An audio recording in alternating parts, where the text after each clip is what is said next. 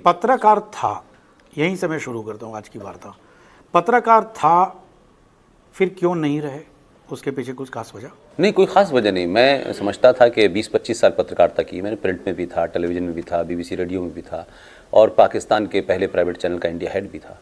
मुझे लगता था कि पत्रकारिता की अपनी सीमाएं हैं, अपने बंधन हैं, अपनी उसमें इकोनॉमिक्स शामिल है, मालिकों का रोल शामिल है, एडिटर का रोल शामिल है, सत्ताओं के साथ में उनकी नज़दीकियाँ शामिल हैं।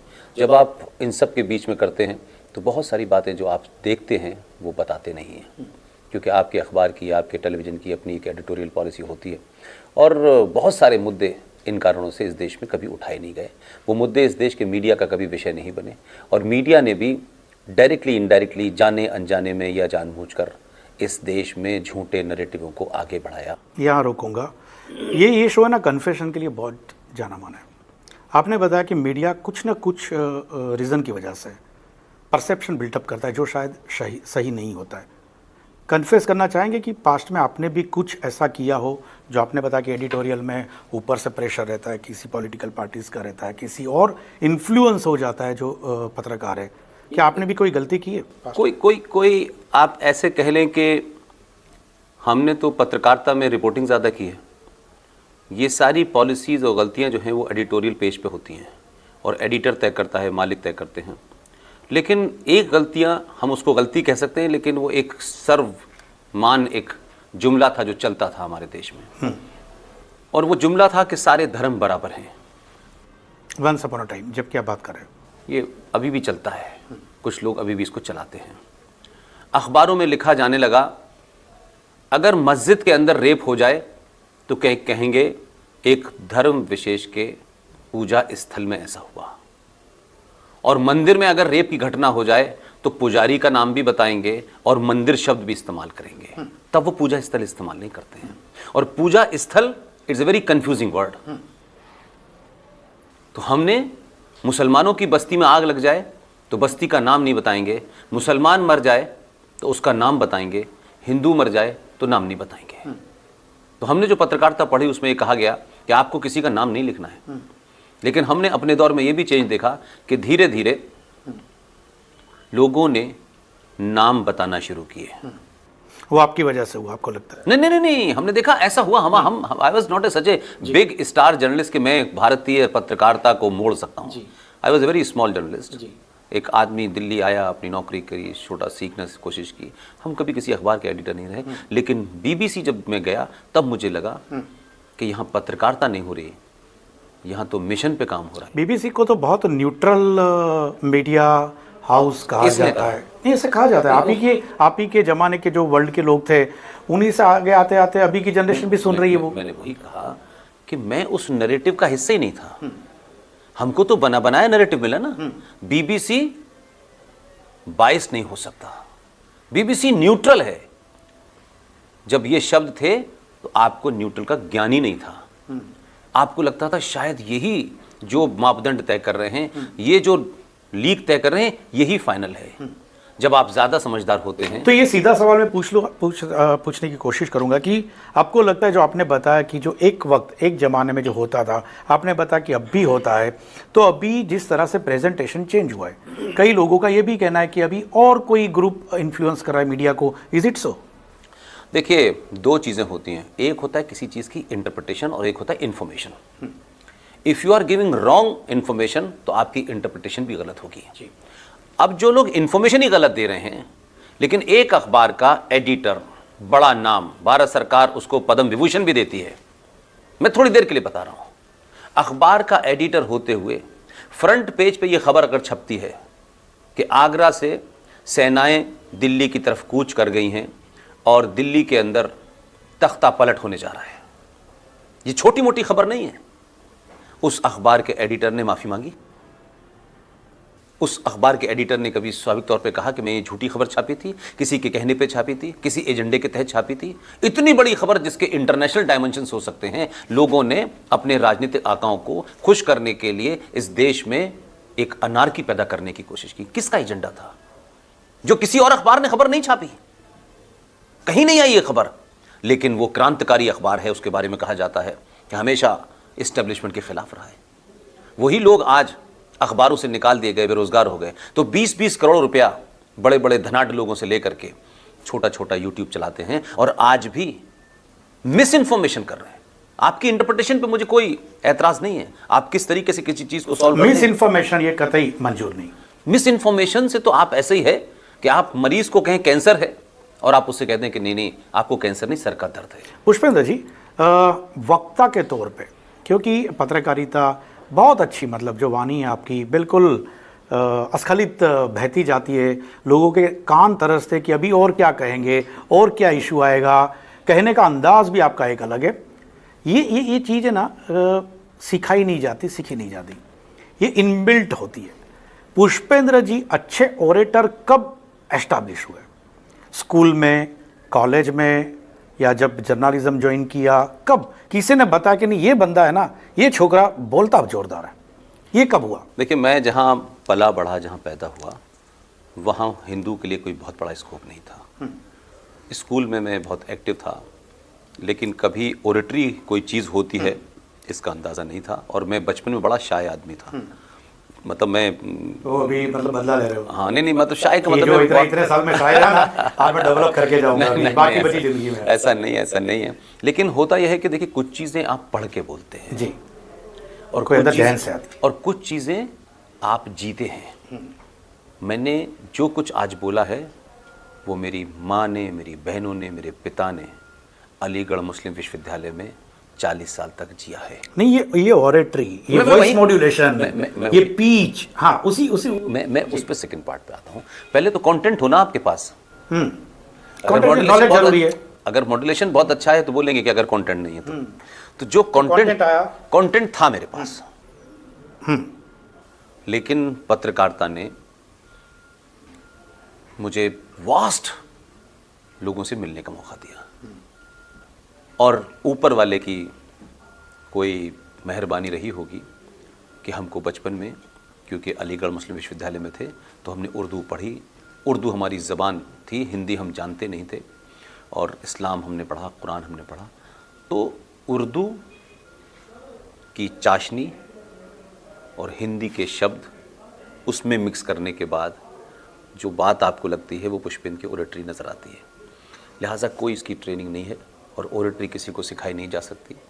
आप डायलॉग तो किसी को सिखा सकते हैं कि 3 बार बोलें, 4 बार बोलें और वो उसके बाद में कोई बात बोल दे। लेकिन मेरा मानना है कि अगर आपके मन में, जो आप मन में है वही आपके दिमाग में है और आप कन्विंस्ड हैं, तो फिर शब्द भी आपके निकलेंगे, हाई पिच, लो पिच होगी। वो मैं कभी करता नहीं, वो ऑटोमेटिक ऐसा होता है। पुष्पेंद्र जी, आपकी हर एक बात में मुस्लिम और इस्लाम आ जाता है। इसलिए क्या क्या क्या मतलब, एक तो या तो बहुत प्यार करता है ना आदमी तब भी अंदर से निकलता है, या तो बहुत हेट करता है तब निकलती है।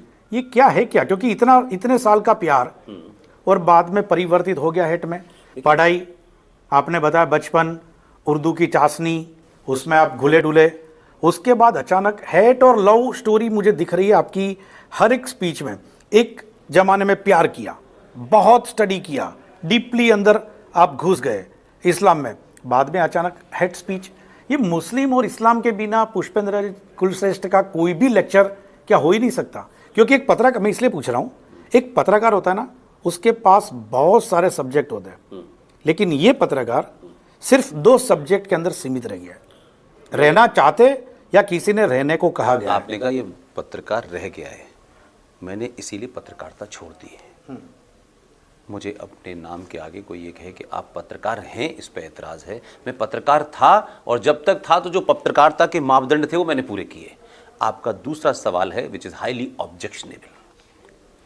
सवाल ये है कि मुसलमानों से हेट जो है, ये जो शब्द आपने हेट इस्तेमाल किया है, या तो आपने मेरी स्पीचें सुनी नहीं है या आपने इस देश में पिछले कई सौ सालों से बनी बनाए झूठे मक्कारी के नैरेटिव को ये समझ लिया है कि यही सच है।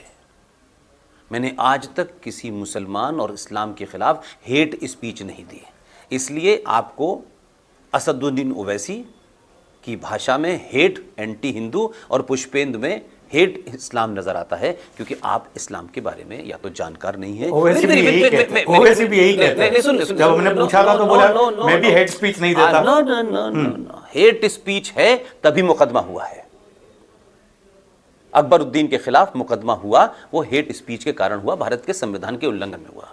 मैंने आज तक एक भी हेट स्पीच नहीं दी, और हेट स्पीच का जिस दिन मेरे ऊपर मुकदमा होगा मैं साबित करूंगा कि मैं कौन सी बात कहां से कह रहा हूं और किस संदर्भ में कह रहा हूं। मैंने कभी नहीं कहा कि 15 मिनट का टाइम दे दो मुसलमानों को, हम बता देंगे क्या है। यह है हेट स्पीच। मैंने यह कहा कि कुरान, जिसको मुसलमान संविधान से भी ऊपर मानता है, उस कुरान की 24 आयतें जस्टिस Z.S. लोहात, जो भारत का एक मजिस्ट्रेट था, जस्टिस था, उसने कहा, यह रिकॉर्ड पे है, 31 जुलाई 1986 में उन्होंने कहा कि कुरान शरीफ में 24 ऐसी आयतें हैं जो अपने फेलो सिटीजन, उस देश में नास्तिक, आस्तिक, मूर्ति पूजकों को हत्या करने का आदेश देती हैं। अगर ये नहीं हटाई गई तो भारत में क्या, दुनिया में कभी शांति नहीं हो सकती। मैं उस जस्टिस की बात को रिपीट कर रहा हूं। अगर इसको कोई हेट स्पीच समझता है तो जस्टिस Z.S. लोहात पे मरणोपरांत मुकदमा चलना चाहिए। मैंने कभी नहीं कहा कि मुसलमानों को मार करके पिंड छुड़ाया जाए। मैं ये पूछना चाहता हूं सिंपल, आप मुझे बताएं कि मुसलमान भारत की सुप्रीम कोर्ट को नहीं मानेगा? अगर ब्राह्मण कर सुप्रीम कोर्ट को नहीं मानेगा तो मैं भी ये कहूंगा कि आप कौन होते हैं सुप्रीम कोर्ट को न मानने वाले? अगर सुप्रीम कोर्ट है, भारत का इंस्टीट्यूशन है, तो आपको मानना होगा। आप उससे ये तो कह सकते हैं फैसला मेरे हक में नहीं आया तो मैं नाराज हूं, लेकिन फैसला अगर याकूब मेनन पे आएगा, सजाए मौत का आएगा, तो आप ये नहीं कह सकते हैं कि याकूब मेनन की जुडिशियल मर्डर हुआ है। फिर तो हर आदमी इस देश में, हर गुंडा कहेगा कि साहब मुझे सजा, मुझे जाति के नाम पे मारा गया, मैं यादव था इसलिए मारा गया, मुझे बनिया था, ठाकुर था। तो जुडिशरी का फिर मतलब क्या हुआ? तो याकूब मेनन की फांसी मुसलमान की फांसी है, याकूब मेनन की फांसी जुडिशियल मौत है। और अखलाक, एक आदमी गाजियाबाद में उसे भीड़ मारती है, मैंने बार बार ये कहा, वो भीड़ ने जस्टिफाई काम नहीं किया, गलत है। लेकिन एक आदमी का मरना, तो इस देश में मॉब लिंचिंग होती है, अखबार छापते हैं, मीडिया छापता है। सुप्रीम कोर्ट भी कहती है we are not ready to accept लिंचिस्तान इन इंडिया। लेकिन यही सुप्रीम कोर्ट है, यही भारत है। औरंगजेब और बाबर के जमाने की बात नहीं करता मैं। पूछना चाहता हूं, 2,500 कश्मीरी हिंदू पंडितों को उनके साथी पड़ोसी मुसलमानों ने उनकी पूजा और पद्धति के कारण मारा। 5 लाख कश्मीरी हिंदू पंडित दिल्ली के अंदर INA मार्केट के बाहर जगह जगह फुटपाथ पे आज सिगरेट और बीड़ी बेचते हैं। ये वो लोग हैं जिनके 10-10 एकड़ में मकान थे, 10-10, 12-12 कमरों के इनके मकान थे। उन्होंने आज तक किसी मुसलमान को गाली तक नहीं दी, ऊंचे शब्दों में नहीं बोले। कश्मीरी हिंदू पंडितों का सबसे दानिश्वर आदमी, सबसे बुद्धिजीवी आदमी, उसे जब उठा के बाहर लाए और चाकू से दोनों उसकी आंखें बाहर निकाली और जब यहां गोली मारी तो बेटा खड़ा हुआ था, दिल्ली में रहता है। 2 दिन बाद लोगों ने कहा कि ये कर क्या रहे थे। जाके देखा तो उनकी टेबल पर कुरान मजीद खुला हुआ रखा था और वो उसका कश्मीरी में ट्रांसलेशन कर रहे थे। अगर ये कहना हेट स्पीच है तो मैं इसे एक नहीं करोड़ों बार कहूंगा, हजारों लाखों बार कहूंगा। बचपन की कई यादें मेरे हिसाब से बाहर निकलती है, कुछ रिएक्शन, एक्शन कहीं पे होता है क्या? स्कूल कॉलेज टाइम पे, जैसे आपने बताया कि अलीगढ़ मुस्लिम यूनिवर्सिटी में आपने पढ़ाई की, अलीगढ़ में स्कूलिंग भी वहीं पे की, पैदा ही वहीं हुआ। हाँ वही तो क्या आपको लगता है कि ऐसे कोई हादसा हुआ था कुछ जो बात रिफ्लेक्ट होती है, या तो फिर इतना स्टडी करने के बाद आपको ये ज्ञान हुआ कि इसमें इतना इतना गलत है? कोई ऐसा हादसा भी हुआ था क्या? अगेन मैं बता रहा हूँ कि ये शो जाना जाता है जो आज तक कहीं नहीं बताई ऐसी बात बताने के लिए। देखिए, मैंने कुरान शरीफ, जो हिंदू झूठे इस देश में बकवास करते घूमते हैं कि उन्होंने कुरान शरीफ पढ़ा है, मैंने वैसे नहीं पढ़ा, हमारे कोर्स का हिस्सा था। मैंने बगनबेरिया की डंडी मौलाना साहब की पिटाई से पढ़ा है और हमारे दोस्त चाहे सरमद हों, चाहे जमाल हों या दूसरे हों, उनके साथ पढ़ा है। और जो वो पढ़ा है वही याद है और वही आज भी कह रहा हूं। और हादसे की बात यह है तो हादसे तो इस देश में हजारों घूमते हैं। इंडिविजुअल अलीगढ़ मुस्लिम विश्वविद्यालय में 79 में when I was studying in 9th class, मेरी 4 बहनें, हम 5 भाई, जिसके फादर उस यूनिवर्सिटी में रहे हों, हम सब वहाँ पैदा हुए हों। किसी दूर दराज अलीगढ़ से 100 किलोमीटर दूर अलीगढ़ मुस्लिम विश्वविद्यालय के लड़कों का किसी लड़की को छेड़ने में दंगा हो जाए, झगड़ा हो जाए, वहाँ उनके साथ मार पिटाई हो जाए। अलीगढ़ मुस्लिम विश्वविद्यालय में 40,000 छात्रों के बीच में 2 परिवार रहते हों, आप उनके घर में घुस जाएं, आप बहनों का दुपट्टा खींचें, आप मशाल लेके घर के अंदर आग लगा दें, आप कपड़े फाड़ दें, आप लूटपाट करें। 5 किलोमीटर की उस विश्वविद्यालय के अंदर जहां कोई चीज बाहर नहीं जाती हो, और जो वहां पैदा हुए हों, जिन्होंने आरएसएस की फुल फॉर्म न जानते हों, हिंदू वर्ड की फुल फॉर्म न जानते हों, लोग हमें पुष्पेंद्र खां कह के पुकारते हों, हमें अपनी आइडेंटिटी के ऊपर न कभी शर्म था, न कभी ऐसा हुआ कि हम क्या हैं, हम हिंदू हैं, ऐसा कभी नहीं हुआ। 79 में 40,000 मुसलमानों ने, पढ़े लिखे मुसलमानों ने, इंटेलेक्चुअल मुसलमानों ने, जाहिल सब्जी बेचने वालों ने नहीं, कि नहीं साहब वो जो होता है इंटेलेक्चुअल मुसलमान पढ़ा लिखा होता है और कट्टर होता है, आसपास की सारी दुकानें जला दी। आपने अपनी यूनिवर्सिटी के अंदर प्रोफेसर जौहरी साहब के भतीजे को सिर्फ इसलिए मारा कि वो एमबीबीएस का छात्र था, और विश्वविद्यालय के नियम के अनुसार 50% सीटें हमेशा ओपन होती थी। 50 इंटरनल का मतलब होता है 99% मुसलमानों को। उस विश्वविद्यालय में जहां पूरी दुनिया में कहीं एमबीबीएस के कोर्स में इंटरव्यू नहीं होता है, लेकिन हिंदू छात्रों को रोकने के लिए वहां इंटरव्यू नाफिज किया गया, और यह डर पैदा किया गया कि बाहर से आने वाले हिंदू अलीगढ़ मुस्लिम विश्वविद्यालय में ज्यादा से ज्यादा अपीयर ना हो। इसलिए आपने प्रदीप जौहरी नाम के एमबीबीएस के लड़के की हत्या कर दी, जो मेरे घर से 100 मीटर की दूरी पर लाश पड़ी रही। इस देश के किसी मीडिया ने, इस देश के किसी टेलीविजन ने, और मेरी बात छोड़ दीजिए, उत्तर प्रदेश में यही फ्लैशबैक ने इस मासूम पुष्पेंद्र को एक एग्रेसिव स्पीकर बनाया। मैं मानता हूं कि आप इसको जोड़ सकते हैं सुविधा के लिए। 79 से 89 तक की जिंदगी में बहुत कुछ किया, और पत्रकारिता में आकर के इस, जिसको आप कहते हैं कि इससे ड्राइव हुआ, कोई स्टोरी आज तक इस बुनियाद पर नहीं लगी। तो पुष्पेंद्र, इस सवाल ये होता है कि इतना सारा देखा आपने इस यूनिवर्सिटी में, बचपन में नज़र के सामने ये सब देखा, तो फिर पाकिस्तानी चैनल क्यों? आप मुझसे सिर्फ अच्छा सवाल है आपका। आपने ये क्यों नहीं पूछा बीबीसी क्यों? उसके बाद पहले बीबीसी। हाँ, तो पहले बीबीसी क्यों नहीं पूछा आपने कि बीबीसी में क्यों किया? चलो बीबीसी में क्यों किया, और लेकिन पाकिस्तानी चैनल क्यों? जी, सवाल ये है, मैंने वही कहा कि जब मैं बीबीसी ज्वाइन करूं तो सवाल नहीं होता, तब तो मैं MI6 का एजेंट नहीं कहलाता। लेकिन पाकिस्तान का पहला प्राइवेट चैनल जिसने मुझसे कहा कि आप हमारे लिए काम करना चाहते हैं, मैंने कहा मुझे ये पता ही नहीं है कि हमारे यहाँ कोई संबंध ऐसे हैं कि हम कर सकते हैं, नहीं कर सकते हैं।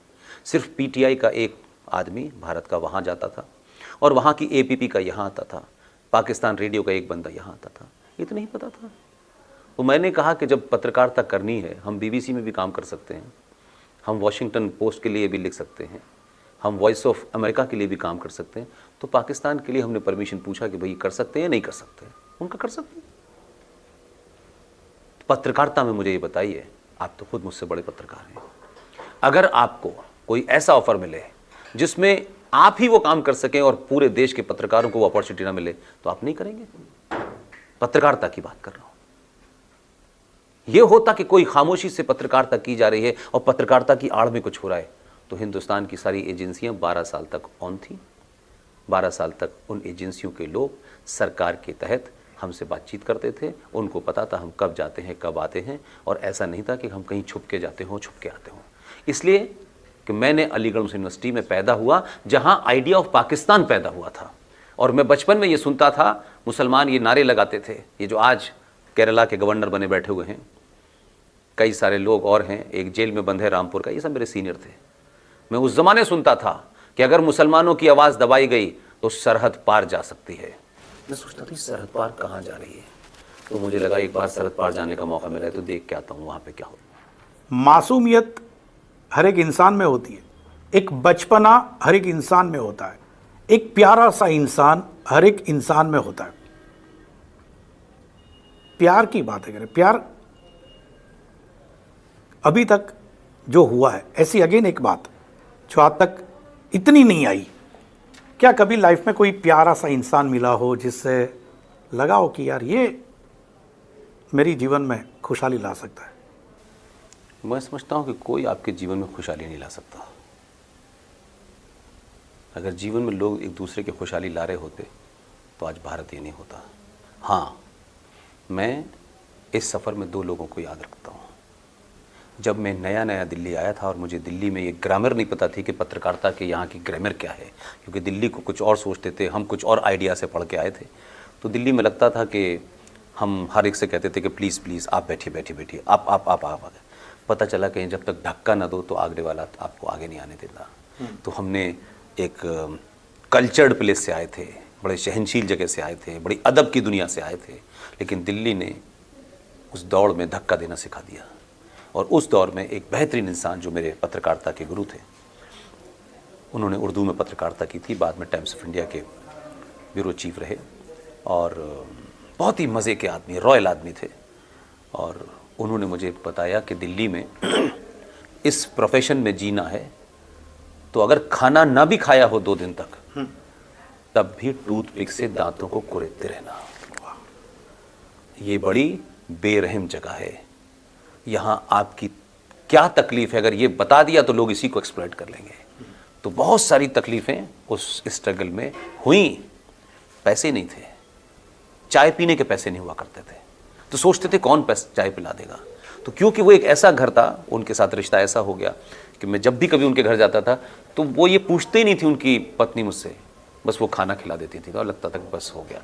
एक योगेंद्र बाली जो अब इस दुनिया में नहीं है, नवालाल नेहरू के प्रेस सेक्रेटरी थे वो। और एक जब ये दौर शुरू किया तो मैंने पत्रकारिता से इस्तीफ़ा मैंने नहीं दिया, लेफ्टिनेंट कह रहा हूँ, कर्नल RSN सिंह और GD बख्शी ने एक दिन मुझे पकड़ा और कहा कि जिन विषय के तुम जानकार हो, जो तुम्हारी बैकग्राउंड है, जब तुम उनको बोलोगे तो लोगों को ज़्यादा ऑथेंटिक लगेगा, क्योंकि तुम रेफरेंस दे सकते हो, तुम्हारी ज़बान उर्दू है, तुम हिंदी भी बोल सकते हो, इंग्लिश भी बोल सकते हो। तो मैंने कहा आप चाहते क्या हैं? तो मुझे सडनली लगा कि ये, क्योंकि 12 साल हो गए थे, तो उन्होंने कहा कि आप इन विषयों पे बोलें, क्योंकि देश इस समस्या से ग्रस्त है, पूरी दुनिया इस समस्या से ग्रस्त है, लेकिन कोई कन्फ्रंट नहीं कर रहा है, हर आदमी इस समस्या से भागने की कोशिश कर रहा है। तो मैंने उनसे कहा कि देखिए मैं एक सेंसिटिव मुल्क के लिए काम करता हूँ, मैं इसको ऐसा नहीं कर सकता कि मैं शाम में नौकरी करूँ और दिन भर फिर पाकिस्तान के बारे में कुछ बोलूँ।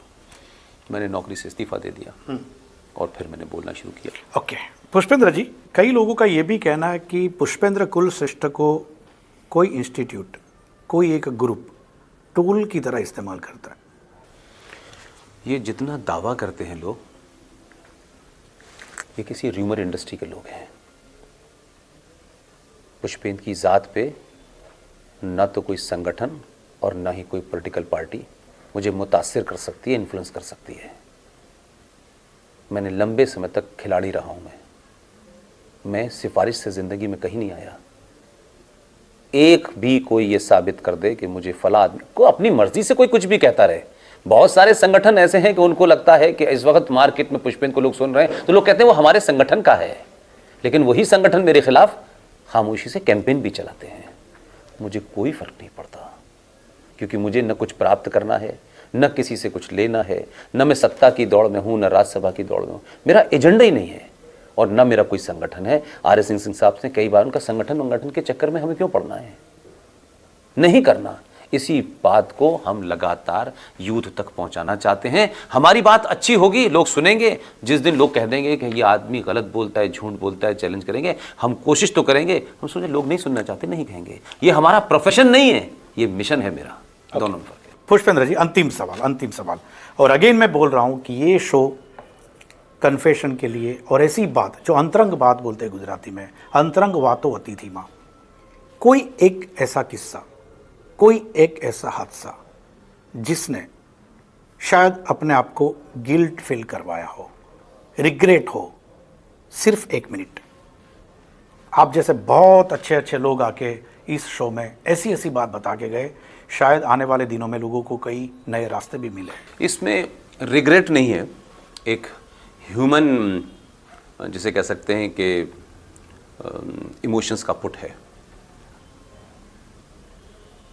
इन 3 सालों में, 4 सालों में जो लोअर KG, अपर KG, फर्स्ट, जहाँ पला बढ़ा, जो मेरी जन्मभूमि थी,